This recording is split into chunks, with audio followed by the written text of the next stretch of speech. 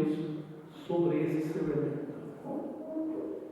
Esse olhar de Deus sobre Dom Bosco, nos traços mais significativos, nós construímos a partir dos testemunhos e das deposições feitas para a causa de beatificação e de canonização.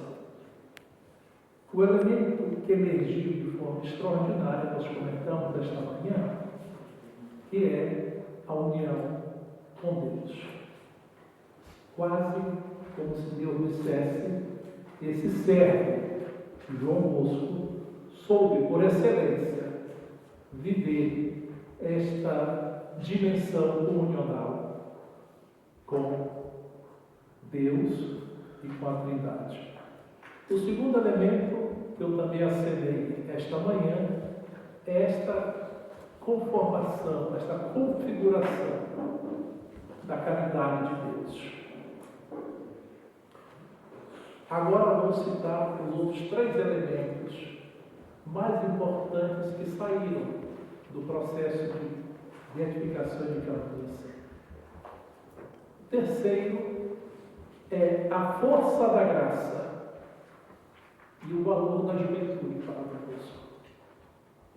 Salesianos, bispos, leigos, pessoas simples que conheceram Dom Bosco e que depuseram na causa de canonização, enfatizaram muito esta força da graça de Deus. Ou seja, Dom Bosco que viveu uma nova humanidade em Cristo, aquela dimensão a qual também nós somos chamados a viver na história que se chama hoje. Essa força da graça de uma nova humanidade, onde Dom Bosco soube viver livre do pecado, onde soube dizer não ao pecado, onde soube viver e transmitir a beleza da união com Deus através da dimensão dos sacramentos e a dimensão mariana, que na pedagogia de Dom Bosco tem um forte valor educativo, como nós sabemos. Então, essa força da graça, ou seja, a graça de Deus, o amor de Deus que habitava em Dom Bosco, encontrou uma correspondência excelente de um crente. Um quarto elemento que sobressai esses testemunhos é justamente a constância de Dom Bosco, desse discípulo de Cristo. Nós sabemos por experiência própria, pela nossa experiência histórica, quantas vezes nós somos inconstantes, como diz São Paulo. Gostaríamos de manter sempre a mesma velocidade, mas às vezes basta uma pequena ladeira, uma pequena subida, ou a montanha um pouco mais alta e falta oxigênio. Dom Bosco foi constante até o final. Soube combater de forma extremamente educativa e formativa para os seus jovens o pecado. E foi constante também na percepção do mal na vida dos jovens.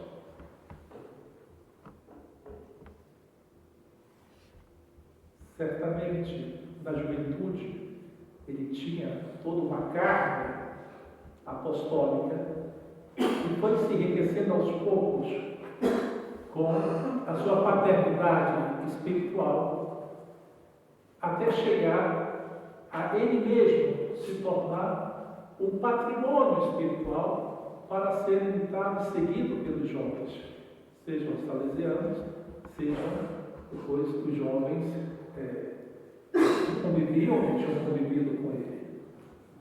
Então, essa constância, esse recomeçar cada dia, esse querer ir até o fim com fidelidade, né, é uma característica do nosso Pai.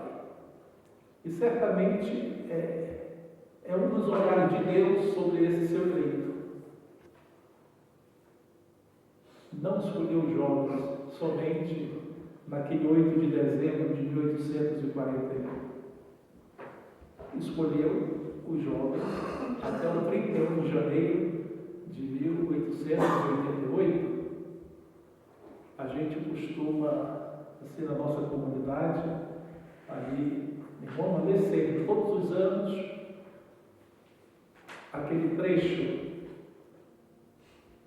das memórias do oratório, das memórias biográficas, que nos lembram as últimas 24 horas da vida de Dom Bosco. Resultado de uma vida doada até o fim.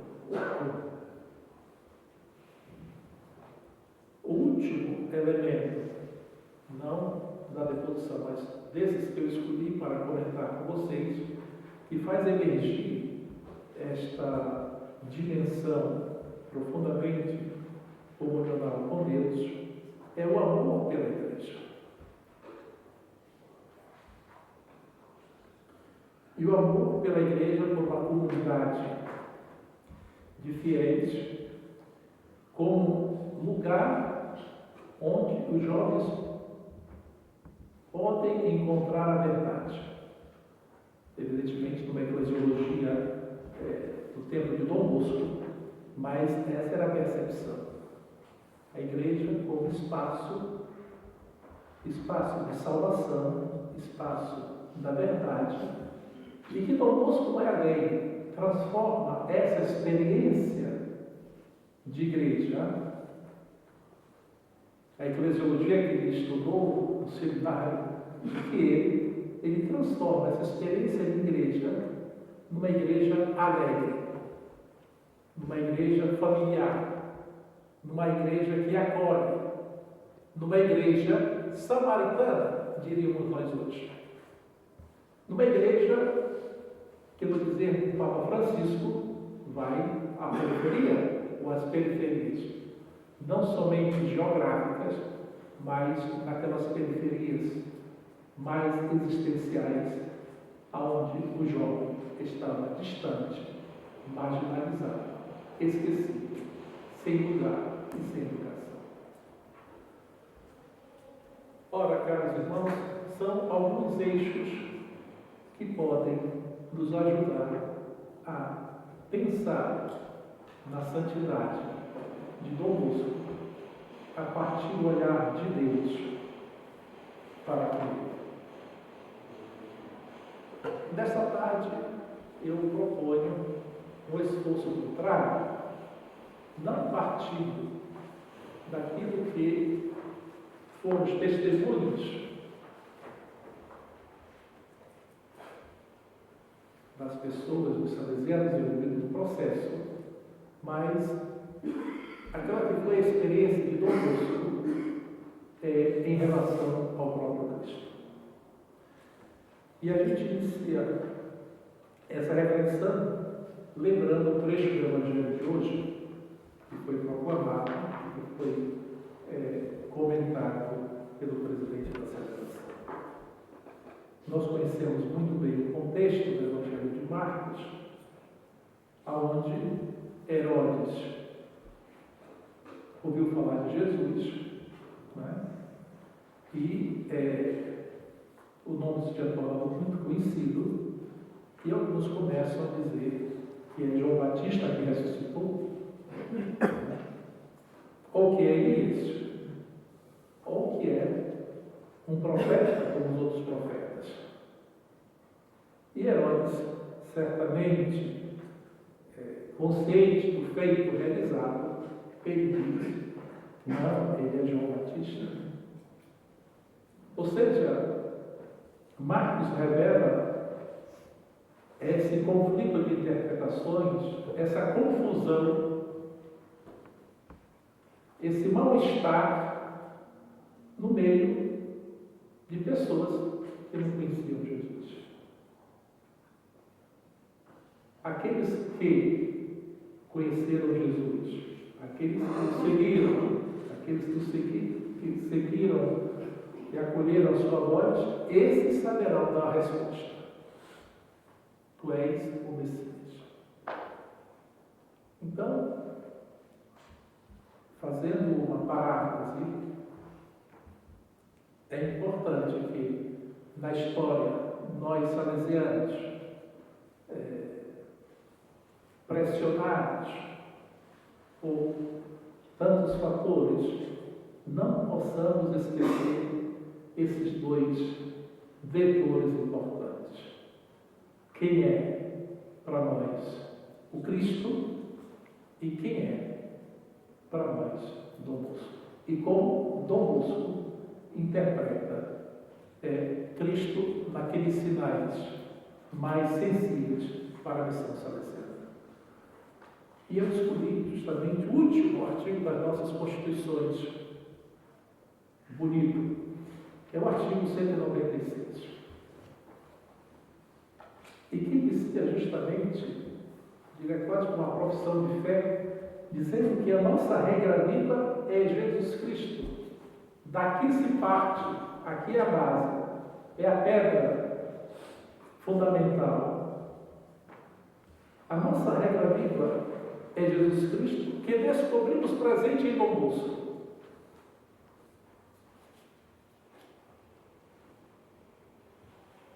Como é que nós descobrimos o Cristo presente em Dom Bosco?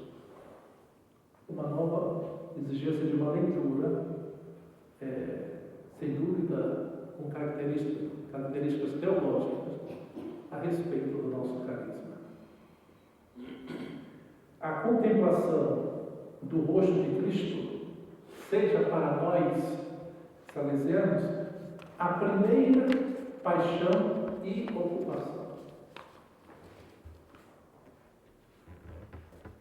Isso está presente nas nossas constituições atuais, isso estava presente já nas primeiras constituições, contemplar Cristo na sua paixão. Seja a nossa primeira dedicação, nossa ciência mais evidente é, pois, conhecer Jesus Cristo e a alegria mais profunda revelar a todos as insondáveis riquezas do seu mistério. Podemos ter outros títulos, outras competências, podemos desenvolver serviços importantes para a comunidade educativa pastoral, para a igreja particular. Porém, aquela dimensão da nossa vida que nos transforma em um buscador de Deus, aquele que busca Deus todos os dias, é justamente conhecer a pessoa de Jesus. Lembrávamos Pascoal Chaves que esse texto é tanto mais significativo se lembrarmos que ele se encontra no capítulo das Constituições em que se descreve o nosso serviço educativo e pastoral. A pessoa de Jesus profundamente presente naquela falha diária do salesiano. E nos convidava, Chaves, a realizar a belíssima tarefa de contemplar o amado por excelência. Cristo preenche a nossa existência.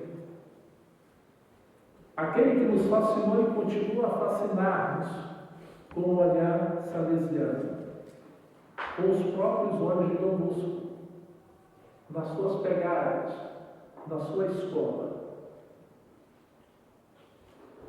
Nós que trabalhamos com jovens, nós sabemos que há um momento na vida do jovem, e isso aconteceu na nossa vida, também nos marcou profundamente. O momento da empolgação, da admiração, da descoberta. Quando nós descobrimos a pessoa de Jesus. Acontece uma revolução copernicana, uma fusão nuclear. A gente descobriu que não tinha descoberto antes. Para ser uma coisa tão simples ao nosso lado, no oratório, no pátio, no grupo, na escola, com os amigos de sempre, de repente a pessoa de Jesus se torna referência. E aí nós passamos daquela admiração, da empolgação ao conhecimento.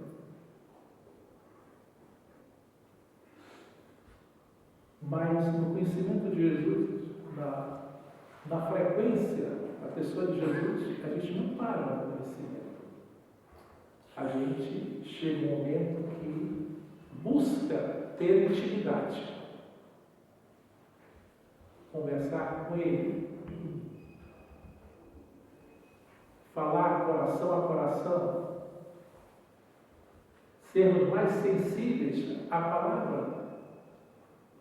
A palavra de Deus, na sua materialidade, na sua assembleia litúrgica, na palavra do diretor espiritual, do confessor, dos encontros, dos retiros. Somos sensíveis a essa esfera da intimidade. E todos nós passamos, depois dessa intimidade, por um período de um profundo amor. Não havia nada mais importante do que empatarmos a nossa vida diante da proposta de Jesus. Como jovens salesianos hoje, também nós, como eles, um dia fomos profundamente apaixonados, a tal ponto que nos tornamos seguidores. Assumimos a sequela. Aceito. Eco-me. Eis-me aqui. E passando todas essas fases, o salesiano chega àquela fase mais audaciosa, mais difícil, que é a da imitação. A da imitação. E essa imitação, que concretamente passa pelas atividades que nós realizamos, mas contemplando conosco, tantas vezes podemos ser chamados também para aquela imolação, aquele martírio sem sangue, aquela entrega que custa muito, mas que faz parte desse processo de resposta ao Senhor Jesus. Então, nesta tarde, vamos procurar contemplar o rosto de Cristo segundo o coração de Dom Bosco.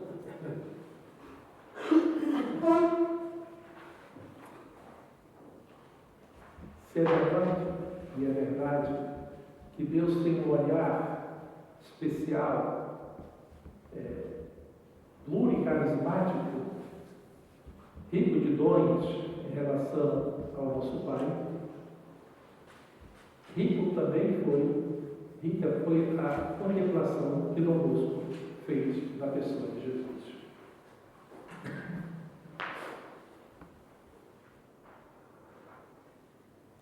Sabemos que contemplar Cristo significa conhecê-lo mais profundamente,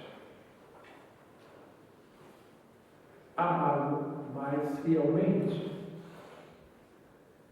segui-lo mais radicalmente.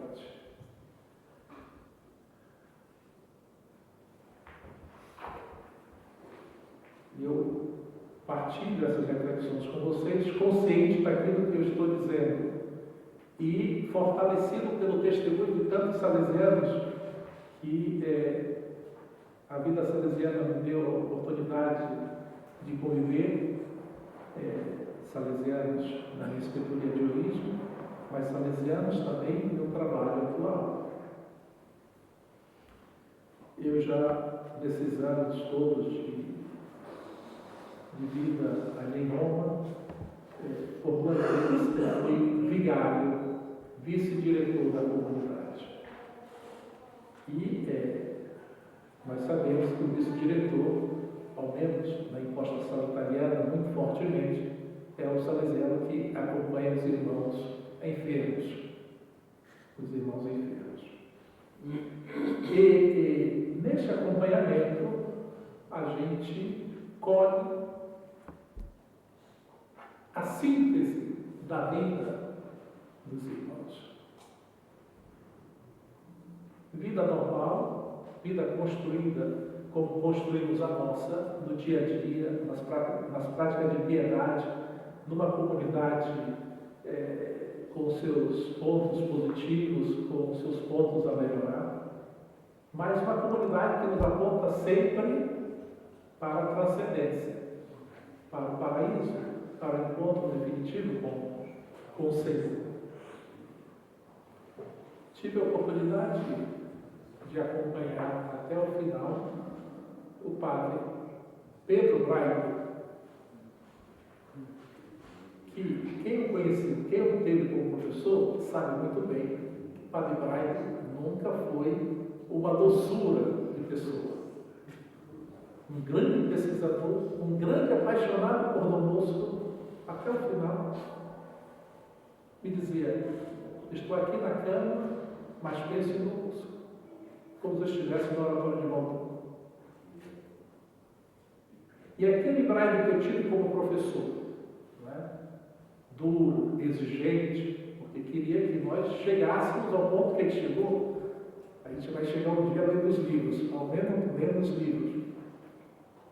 Ou que ele desejaria que nós víssemos que ele já tinha visto da grandeza de Dom Bosco, e que nós não conseguimos, então era um tipo muito difícil. Padre Braille, doente, era um anjo.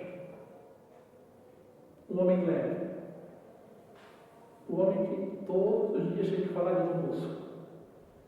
Alimentou toda a vida dele em prol do Pai, que no final só tinha palavra de Dom Bosco.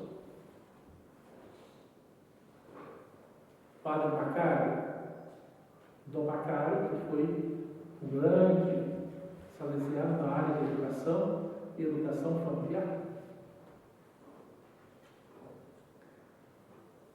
A mais linda celebração da unção dos enfermos em comunidade foi com o padre Macário. E quando eu cheguei na universidade, ele estava doente. O padre Tonélio Ricardo era o diretor da comunidade. E me disse: Damásio, você vai acompanhar o padre Macário. Eu não conhecia, porque sempre fui da teologia e Macário era da educação. E comecei a acompanhar o padre Macário. Um dia me chama o padre Braille e me diz: as irmãs mandaram me chamar, que o padre Braille queria falar comigo. Há muitos anos que eu não converso com o padre Braille. Ele quer falar com o senhor. E ele então me chamou e me disse: Damásio, você está chegando no Brasil. E eu sei que você vai cuidar do padre Macário. Você não conhece o padre Macário. Eu vou lhe falar quem é o padre Macário. Eu estive na ordenação sacerdotal dele. Eu fiz o primeiro sermão, a primeira homilia da primeira missa dele. Eu estive nos 25 anos de ordenação dele. Me descreveu o padre Macário na bondade e também na dificuldade, na universidade. Cuide bem desse salesiano. Foi um presente de Deus para a congregação. E a gente, motivado pelas palavras desses salesianos, a gente acaba no final agradecendo a Deus por ter tido o privilégio de vê-los morrer. Poderia falar do padre Próspero Estela.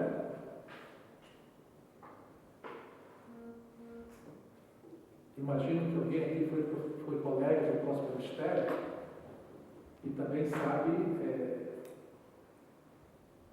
da estrutura, da personalidade do padre Próspero Estela. Falava pouco, estudava muito. E nós conhecíamos o Estela nos corredores. E eu acredito que alguns de vocês passaram 2 ou 3 anos na universidade e nunca viram o professor Estela no corredor. Era muito discreto, silencioso.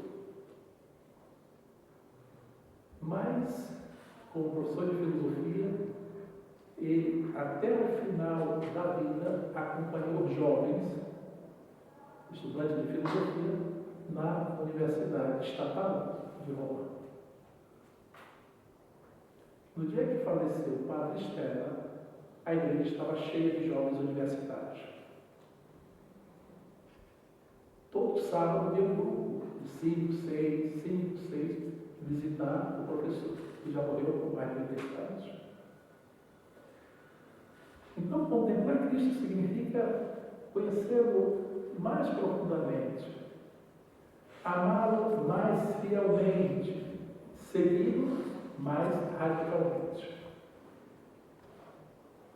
Quando morre um professor na UPS, existe um ritual. Não é como nas nossas comunidades, que tudo é muito mais simples. Ou na minha escritoria da Amazônia, geralmente os professores deixam trabalhos não completados, pesquisas com outras universidades, ao menos os grandes professores. Então vem construída uma comissão, né, que entra no quarto do salesiano. Em 3 salesianos. Geralmente é o prefeito da biblioteca, é o diretor da comunidade e é o responsável pelo arquivo da universidade, justamente para acolher documentação, aquilo que é de propriedade da universidade e assim por diante. Mas isso em relação ao escritório de estudos, porque no quarto, até agora, aqueles que eu entrei são de uma pobreza incrível.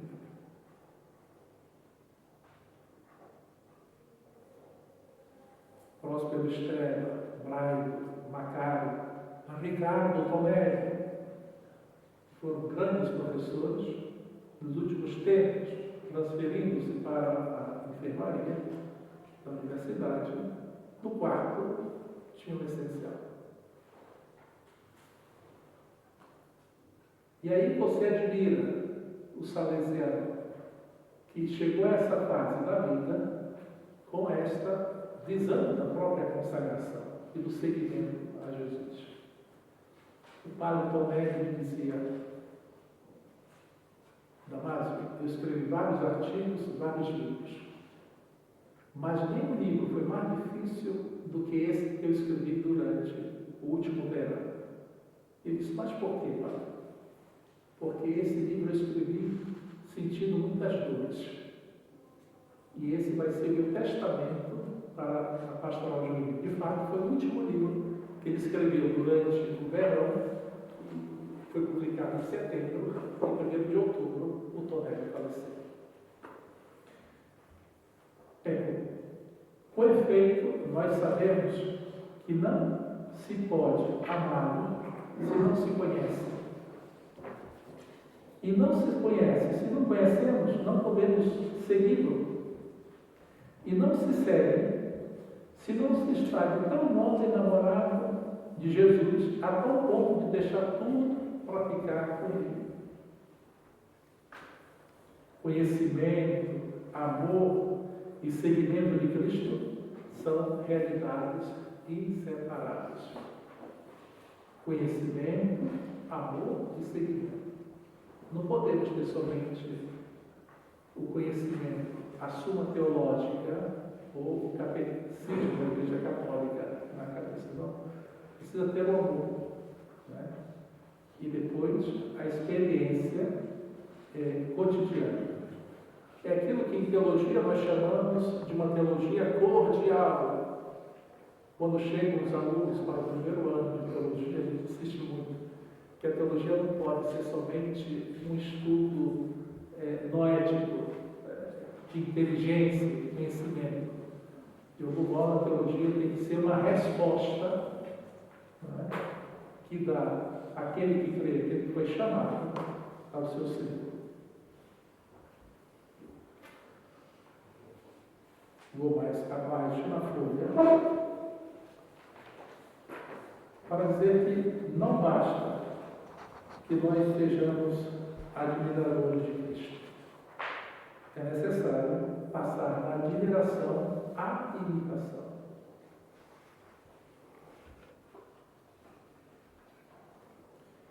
Contemplar Cristo não é, pois, um divertimento estético, nem livre passatempo e nem sequer uma curiosidade intelectual.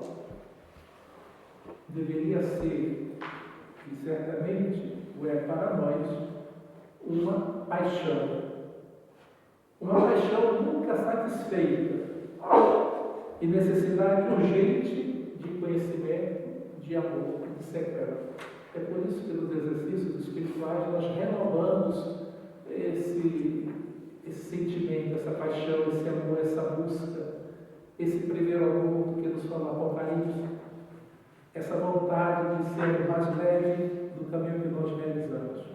Queremos contemplar sempre melhor a quem queremos aderir mais, pois aderir mais, sempre mais a Cristo, significa que Ele se construiu o centro de nossas vidas. Nesta contemplação do rosto de Cristo, que nos ensinou do almoço, nós não podemos fazer longe dos jovens.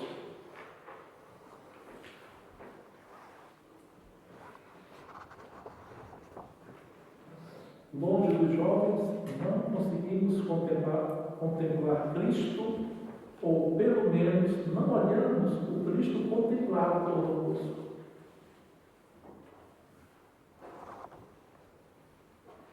Há na igreja uma riqueza grande de espiritualidade, de carismas, que olham e que contemplam o rosto de Cristo. O modo salesiano é único.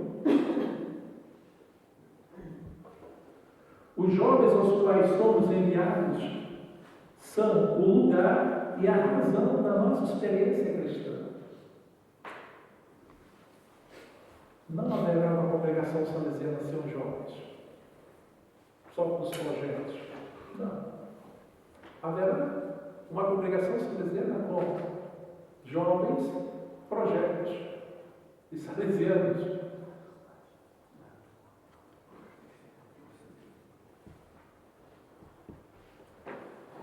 Isso significa que existe um caminho salesiano para contemplar e, depois, para conhecer, amar e seguir o Cristo.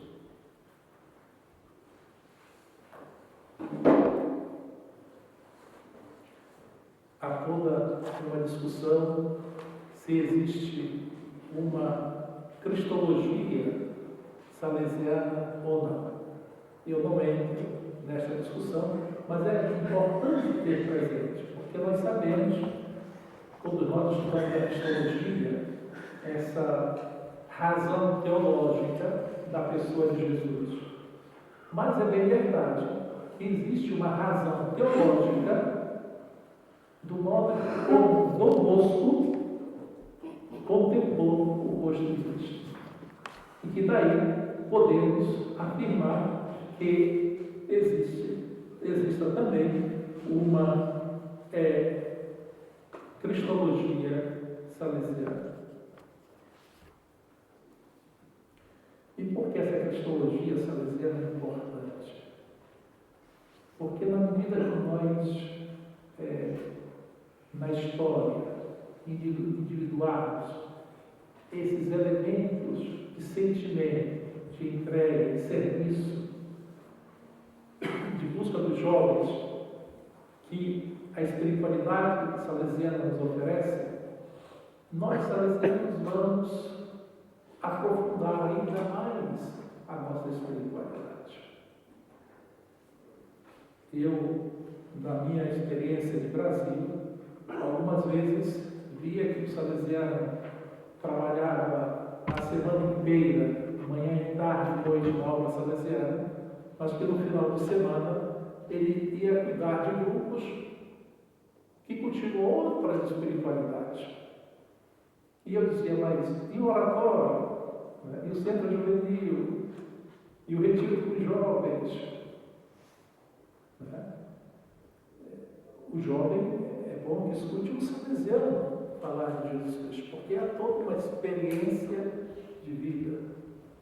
É de verdade que na igreja nós somos chamados a servir e a sermos pastores de tantos outros grupos e movimentos, mas não podemos deixar no segundo plano aquela dimensão que nos alimenta, né? Que é o serviço aos jovens numa comunidade específica, uma comunidade educativa e pastoral. Peçamos ao Senhor nesta tarde, final da tarde, que nos ajude na nossa meditação a procurar colocar nele aqueles traços da figura, da pessoa de Jesus presente na missão salesiana. E aqueles traços que talvez há algum tempo nós não tenhamos cultivado muito na nossa vida. Nós sabemos que todas as constituições salesianas, elas traduzem para nós esse rosto de Cristo. Mas, como nas bem-aventuranças, às vezes a gente precisa se colocar novamente caminho para descobrirmos os traços da figura do ser. O movimento, digamos assim, descendente, né, de Deus para conosco, exige hoje de nós uma resposta ascendente, né? Não mais do oposto que responde e que lê esses traços do rosto de Cristo para a sua missão, mas nós, como seus filhos, como seus herdeiros do carisma, que agradecemos a Deus, né, em Cristo, aquela herança que dele nós recebemos. Rezemos juntos. Pai, amamos a fundamentados com Cristo todas as coisas do amor. Escolhemos em Cristo antes do início do mundo, os destinados a sermos santos e imaculados na caridade, para o louvor e glória de vossa graça. Fazei que acolhemos em santa alegria o vosso plano, com a ajuda do vosso Espírito Santo, seguindo o exemplo de Cristo, nosso Salvador, e de sua Mãe Santíssima,